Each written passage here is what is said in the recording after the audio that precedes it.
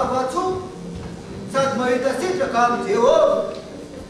Fitaraina no atao malahelo nefa ny manan-karena kosa dia mamaly mahery any.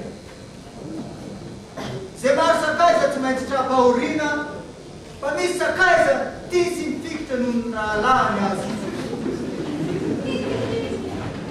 Ahoana ihany ka tia? Ahoana ihany vateninao e? Efa ela ihany izay nampianasanao azy zay e. Enao koa. Ka hoe mbola tsy mazoto amin'izany fanambadiana aho e. Manao ahoana ianao tompoko? Fa iza moa ianao?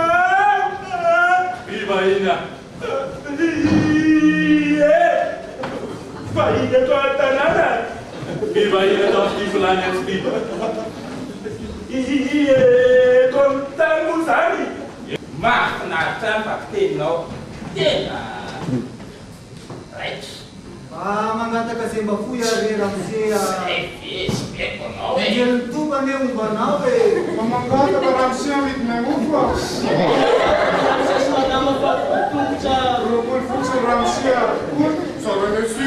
Nandra ramosea. Efijato fa kely zay. Ka ohatrina maka ny tena ka dia isany. Efijato ramosea.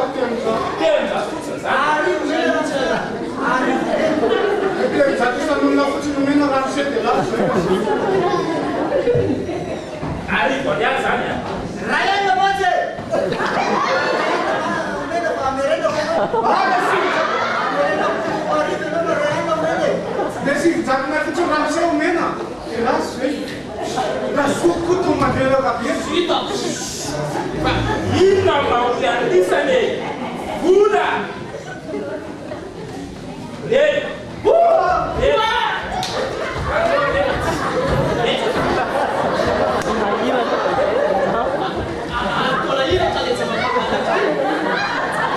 Tupe fa napahiraka.